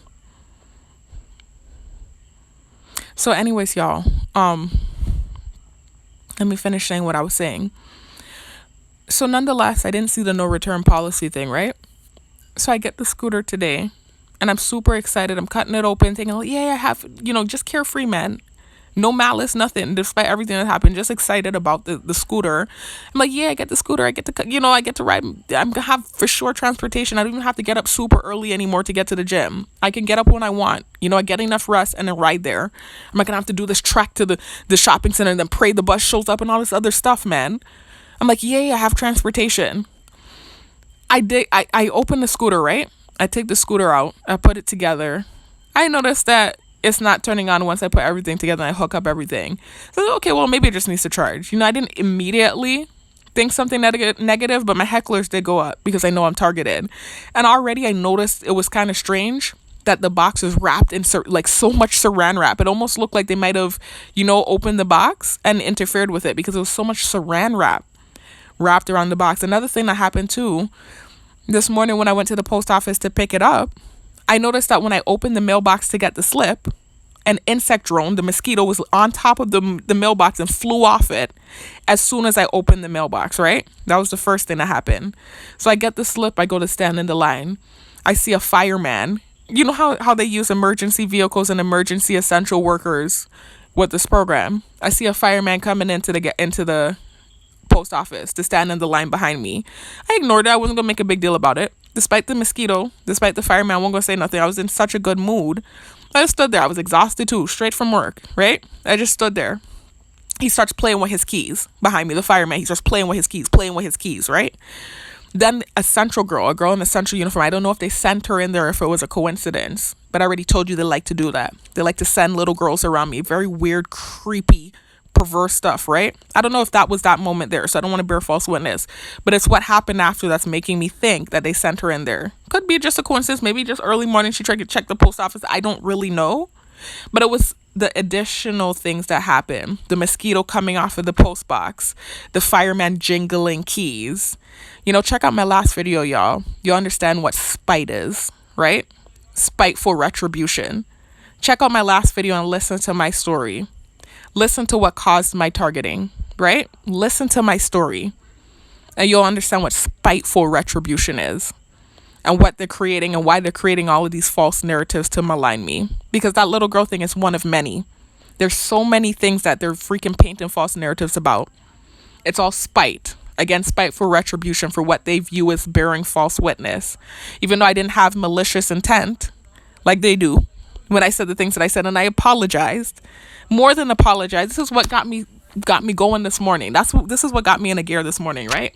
Was the conversation. It wasn't even the stimuli and the trying to create something, trying to make my brain tick. I already explained to y'all what happens when they bring the stimuli around me and my brain starts ticking because of programming and psychological warfare, right? That wasn't even what got me. It was the conversation with innuendo. It's the hypocrisy every time that gets me so upset. I'm trying to be careful with my words because that's what could create something for me. I was being very calm with what I was saying until the gaslighting that happened just now. I'm already on edge, y'all. I am being very calm for everything I've been through, Very calm for everything I've been through. I could tell you right now, there are people in my close circle that had they been going through what I'm going through right now, they would have done flipped off. I'm telling you. Anyways, so it wasn't even the little girl walking by in the little, and I'm saying Central like y'all would know what that is. That's a high school uniform here, guys. That's the other high school, the counter high school, public high school to the one that I was working at before I tried to relocate off island. She walks past me, right? And then I noticed the fireman that was behind me starts jingling his keys even more than he was already doing it. They didn't get the reaction. My brain didn't tick. All of a sudden, the mosquito starts flying back and forth in my face. I'm like, oh my God. I said, y'all are really, I didn't say it out loud. Remember, they're listening to my thoughts. So I talk to them in my head sometimes. I said, oh my God, y'all are really trying to start something. I said, I'm in too good of a mood to get mad. That's what I thought in my head, right? He starts talking conversation with innuendo to somebody behind in the line. I didn't even hear everything they were saying. I was so tired. But the main thing I heard him saying was, there's really a God above. He's saying, I think one of the ladies was saying something about how somebody treated her. She was saying something about how somebody treated her. And he said, there's really a God above, eh? He said, there's really a God above. And so in my head, I said, I'm glad you know there's a God above. I said, I'm so glad you know. And I said, if you really understood God, or I thought this, you would know about forgiveness. Because that's the main thing. When I say hypocrisy, I might be using that out of context. Because hypocrisy really is you saying something about somebody or you reprimanding somebody about something. Oh my God, they're being so loud out there. Hypocrisy is you reprimanding somebody for something that you do yourself. That's hypocrisy. So sometimes I think I use that out of context. Not hypocrisy, but maybe just not understanding of scripture, and it rubs me the wrong way. But you're sitting there throwing God at me, and I do that often. You're throwing God at me, but you're here punishing somebody who's innocent for a crime you know they didn't commit, and that's not really why you're punishing them. You keep throwing the hint that it's about bearing false witness. I've acknowledged it. I've taken accountability and I've apologized, and you refuse to accept my apology, and you continue with this vigilante retribution and trying to invoke wrath out of me, trying to get these wrathful reactions out of me. And then you're bringing up God. You understand how that irks me and rubs me the wrong way? You're bringing up God, but you don't even understand the word of God? Don't you know about forgiveness or why Yeshua, Jesus, came back in the first place? You don't know forgiveness, but you're bringing up God? If you're doing what you're doing to me and you're doing it full throttle, don't bring God into it. That's all I'm saying. Don't bring God into it because you know nothing about him. That's all I'm saying. So anyway, that really rubbed me the wrong way, and that's where I started getting really irritated. In that line, I started getting really irritated, but I was still just like, I'm like, y'all really trying to create something this morning? I said, but I'm going to keep it cool. I'm in a good mood. I said, I'm glad you know God. If you knew God, you would know forgiveness. That's all I thought. I wasn't even really pissed like that. I didn't even know what to expect when I got back to the house. I didn't know what was waiting in store for me. I guess he knew. Maybe that's why he was having that low conversation. Who knows who interfered with what? I'm not going to bear false witness and say stuff because I don't know if it was people on this island that messed with the thing. I don't know if it was somewhere along the line. They all have my information, and they all communicate. So it could have been someone, one of the people in the post offices in the States that messed with it. It could have been down here. It could have been the company itself that got contacted and sent me shit. It could have been anybody, really. So I'm not going to throw out or hurl out false accusations, but he might have been privy to what was waiting for me in that box. Who knows? Anyways, so got the box, right? And I took it to the car and ended up going home, right? And I'm excited still. Despite all that strippiness that was happening in the post office, I was still excited. Bust open the box, cutting open the box, excited, slapping the thing together, hooking it up, playing Bobby Shudder Builder, because it's like I had to hook up stuff and, screw stuff in and stuff. I'm excited. I'm like, yes, I'm gonna have transportation finally. I get the thing, like I said, put together, and I noticed the thing ain't turning on. So immediately I started to, I'm not gonna lie, my hecklers went up, but I didn't automatically think, okay, it's not working. Already I had noticed the saran wrap around the box. I even made the comment in my head while I was driving home, damn, that thing wrapped up. I said, that's a lot of saran wrap. I said, that thing looked like it might have been interfered with. I thought that in my head. And I was like, I hope not. Right? So then I open the box and I hook it up and I notice it's not turning on. So I'm like, damn. I'm like, shit, did they really take it that low? I'm like, really? I'm like, please don't tell me that. I'm like, no way. But I'm still in denial. I plugged the thing into the charger. I noticed the charger light came on. It was red. So I'm like, okay, woo, it needs to charge. Woo, cool, it needs to charge. That's what's going on. I noticed the thing charging, right? For about an hour, I noticed the light turn green. And from what I read from the manual, when it turns green, that means it's fully charged. So I'm like, wait a minute. The light's green, which indicates the battery is charged. I asked you to stop talking so loud by the window. I'm not going to say it again. I'll leave the door open until you freaking could understand. Something's wrong with her, Anyway, so I think she's getting bothered out of guilt. But anyway, let me just finish this thing here. So anyways, so the light was green, y'all. So I noticed that the light was green, right? I forgot what I was saying now. I noticed that the light was green, which indicates that the thing is charged. And so I'm like, okay, well, it should be turning on. I'm pressing, but it's not turning on completely, like no form or source of energy at all. I'm like really getting nervous now. I'm starting to sweat. Do you know while this is happening, one set of noise campaign outside, they're flying the plane. This is how they antagonize the target into an egregious reaction. Now, mind you, if I had started to flip out, right? Now listen to the gaslighting happening outside. The most I gonna deal with it. He's seeing everything. I'm telling you. He's seeing it. Anyways, I didn't even sit here accusing anybody in my close circle. I was just literally documenting what happened with my scooter and all this big reaction and screaming. Why? Why are you reacting like that? Anyway, so let me finish though. So I'm noticing that I'm just hearing a lot of noise. Let me close my door, y'all.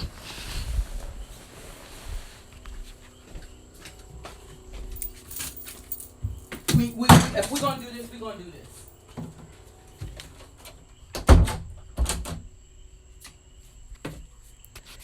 So anyway, y'all, I'm noticing, right, that I'm hearing a lot of noise campaign while this thing ain't working, right? So I'm starting to hear noise in the neighborhood.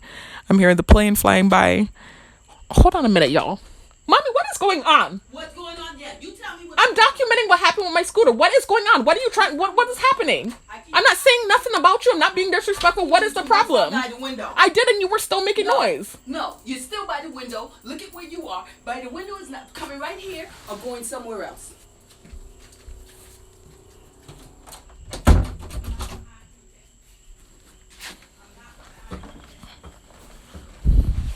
She always does this. Anytime it's a video where I'm making sense and I'm documenting heinous treatment, all of a sudden all this interruption. I don't even have to be saying anything about her or anybody in my close circle. It's almost like guilt. I'm telling you. And now me saying this, I'm getting problems for it and get gaslit for it. It's weird.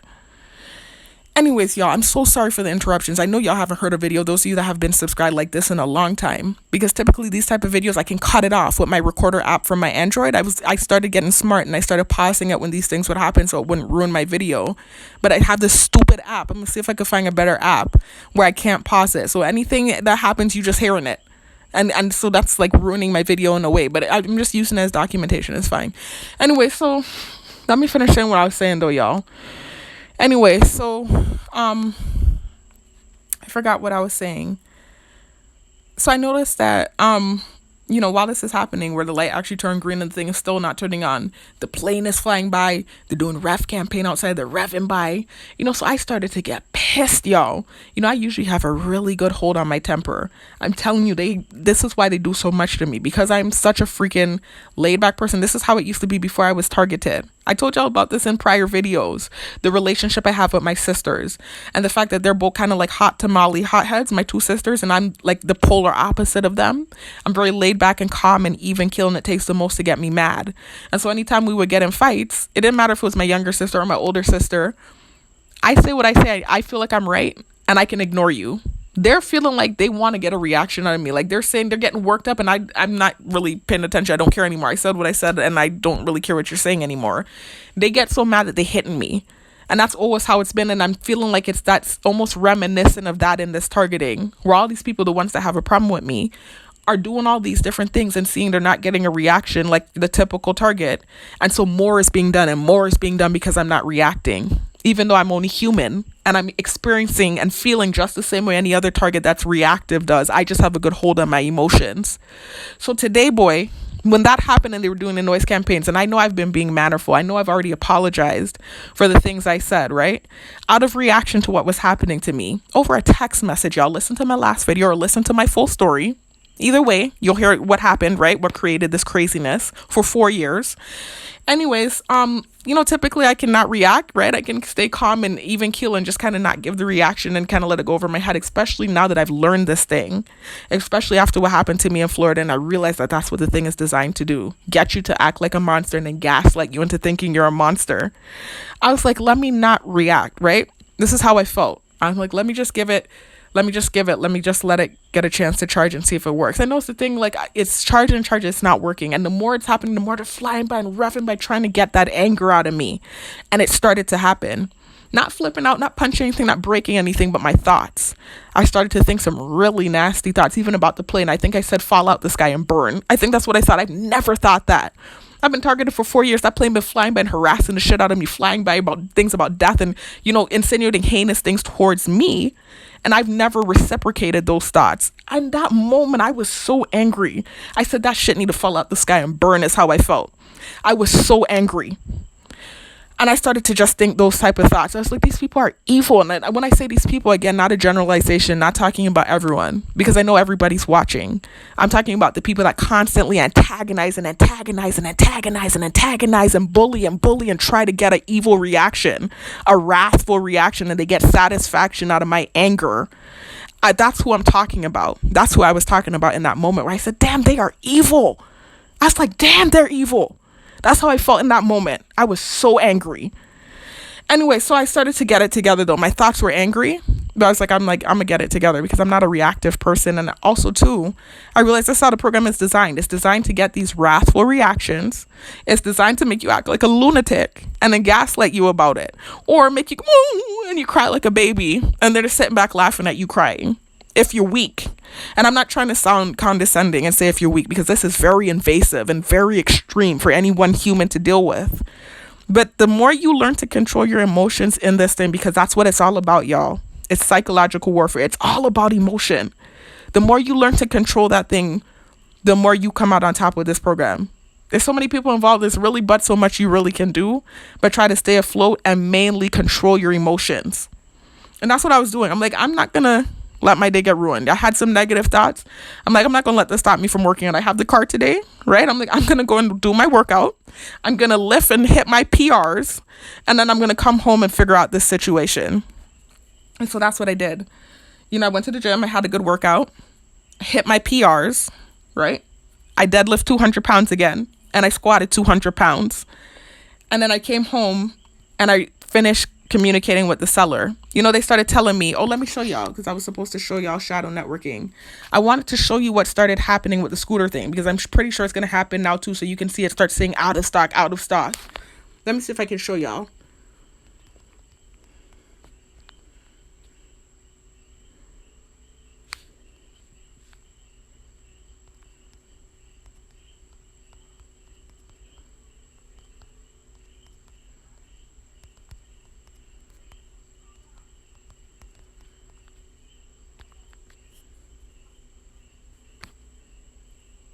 This is the one, y'all. You see that looks available, right? It says options, right? You don't see anything that says out of stock. You see it's a bestseller, right? You see it's available, right? Let me click on options now. I wouldn't be surprised if they all of a sudden was letting it, okay, look, it's saying out of stock now. So you see how it says out of stock here? That wasn't happening when I initially looked at the scooter. It was available. It was in stock. I was able to actually go as far. You see, now I can't even order it. I was able to go as far as to order it and purchase the warranty, put it in my cart. And then all of a sudden the screen glitched and calibrated, and it was saying out of stock. And every electric scooter that I typed in all of a sudden was out of stock. It was weird, y'all. I can't even show y'all now. I should have documented it that day when it was happening. But now just perpetually it's out of stock for me. Anytime I come to the website, it's out of stock for me. I guarantee you it's not out of stock. Anyway, so this would have been the best bet because it came with a 3-year warranty. But in desperation, I flew over to eBay and I tried to order quickly thinking that I could, beat them from, I don't know what I was thinking, beat them from simulating or whatever. They still don't have my tracking number. So if it doesn't have a warranty, don't get it. That's what I should have realized in my head. But I was just like, let me just try to hurry up and so I ordered the thing from eBay. And ended up in this shit mess with the lemon that they sent me. They sent me a lemon, basically. So I was contacting the seller, and this for documentation purposes. I'm going to show y'all the messages, y'all. Because the verbiage made me nervous. I was on edge and angry earlier, so I wasn't my usual chipper self when I'm dealing with customer service. I'm usually not so bitchy.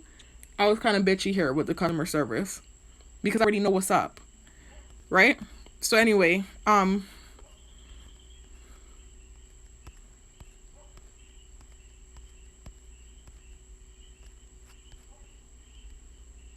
on, y'all.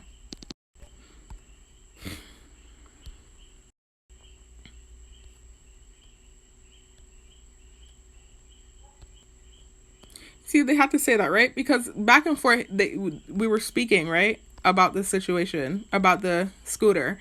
And I was just explaining to them, I'm not going to read the whole conversation, but I was explaining to them what was going on. And they were, telling me that they need to see proof and they need to see a video of this and a video of that. And I'm showing them and they're telling me to do this and do that. And simple, basic things that I obviously tried already. Not to sound bitchy, but, in my irritation, knowing that this is likely sabotage. I was feeling irritated. I wasn't answering them rudely, but I was curt. It's not like I was my normal chipper self when I'm dealing with customer service. So anyways, it gets to the point now where, again, I reiterate to them I would like a refund, right? I told them I would like a refund of my money, please, or send me a scooter that works. So this is what they sent me after they saw the video evidence, right? They sent me this.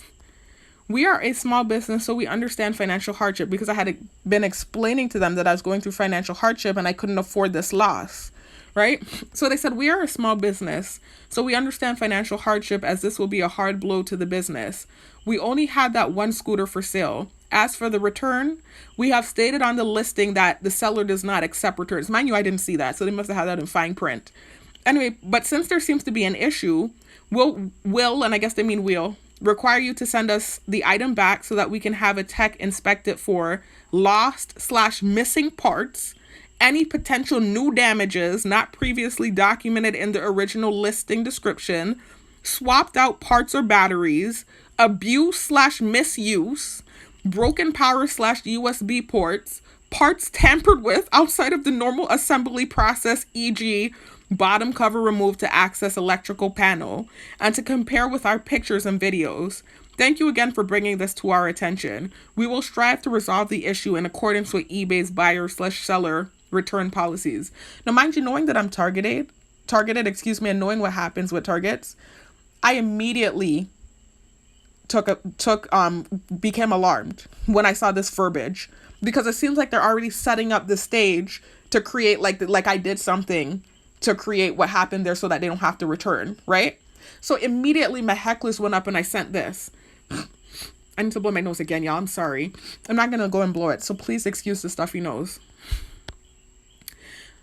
So immediately I sent this. I said, I contacted you as soon as the issue happened. I have documentation of when the scooter was picked up this morning and my reaching out to you as soon as I realized it was not working. There would be no motive for tampering. I need transportation, which is why I went out on a limb and purchased it. I trusted your company because you have a high review. I was not aware that there was a no return policy. I hope this is truly resolved, because I will be leaving a detailed review on the service and product I received. Now, that was my low-key threat, because I understood the verbiage that they were giving. I'm not stupid. I understand that verbiage. You're already setting the stage to create like I could have possibly done something to make it not work. And you already threw in the no return policy thing too. So of course my hecklers went up.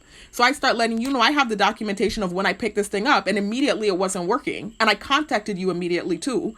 And so I was just letting them know that I'll be leaving a very colorful review if things aren't resolved, because I'm targeted and I know how this thing works. And one thing about these sellers on eBay, AliExpress, Alibaba, wherever, they thrive off of reviews. Their reviews is what gets them customers. So they don't want you to fuck up their reviews, excuse my language. If they have an 8.0 and you give them a very scathing review and a 1-star, that could take them all the way down to a 5-star. So they don't want that to happen because that could mess up their coin. So this is where it started to change. After they sent me that message, it changed up when I sent this message. I said, I hope this is truly resolved because I will be leaving a detailed review on the service and product I received. As I mentioned earlier, I'm going through financial hardship and cannot afford to send back the scooter as I did not anticipate being sold a lemon. I trusted your reviews. I need my money refunded. I do not mind shipping the scooter back, but will require the shipping fee be provided. That's all I said. I wasn't getting nasty with them because, again, I don't know how they're going to move with this. That last message made my hecklers go up. When you start throwing in the words abuse and tampering with and possible this and that and swapping out parts, and then also you slipped in no return policy, that's where my hecklers went up, and I had to start using my kind of verbiage now too to let you know that I have the documentation that as soon as I picked this thing up, I contacted you about it not working, and I will be leaving a review. So anyways, when I said that, that's when they said this. And when they got nicer, I got nicer too. When they said this, then that made me feel more comfortable. They said, don't worry, we're not making accusations. It's just policy we follow, so we have to state it.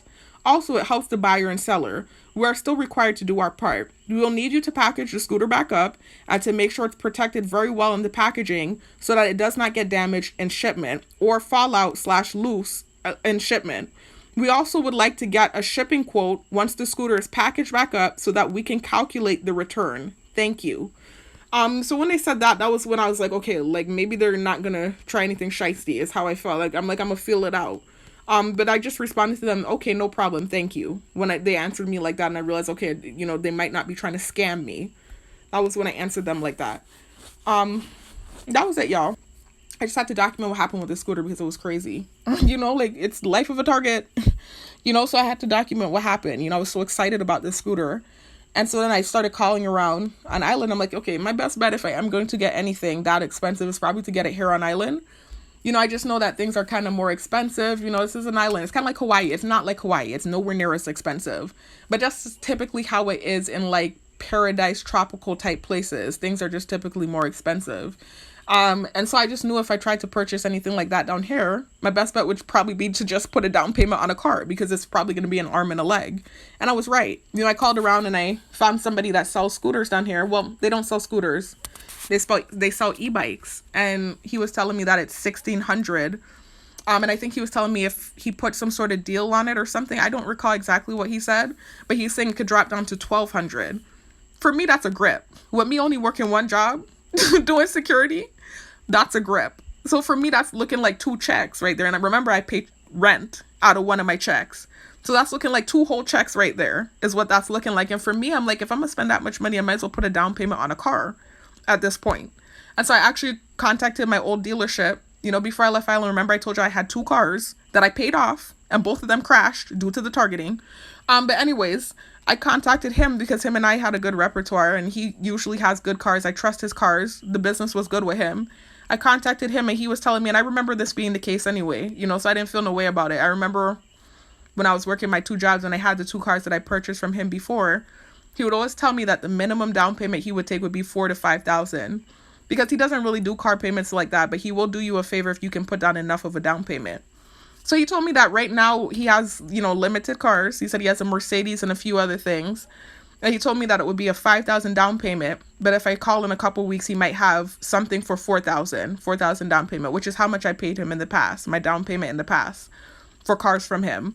So I just told him thank you and, just kind of kept that in mind. So for me, I'm just now navigating in my head what I want to do. I don't know if I want to go with the electric bike and pay the $1,200 or if I want to just put that money together, save up and just get a car. Because at 32, my big ass riding a scooter as my main source of transportation, doesn't really sit well with me. I should be getting a car. But it's just kind of this thing where I don't know, a lot's happening, y'all. And so it's just like, I'm just trying to move smart with things, you know? I'm just trying to move smart. So I don't know what I'm going to be doing. I'll keep y'all updated. But that's the situation right now. No transportation still. Still got to go out there and catch bus and just kind of pray things work. I don't really know what's going to be happening. And the scooter situation is a no-go for now. You know, hopefully they'll give me my money back and really keep true to their word. So I'm going to keep y'all updated on what happens with that. Anyway, I just wanted to document that, y'all. I just wanted to document what happened this morning with a coworker. I did not want to make a video about that at all, but I felt like I had to talk about it. And then obviously I wanted to document what happened with the scooter situation. I'm sorry for the rambling. I'm sorry for the stammering. I'm sorry for the interruptions. You know, this video is a hot, stinking ass mess, but it's documentation nonetheless. So I'll talk to y'all in the next one, man. Peace out.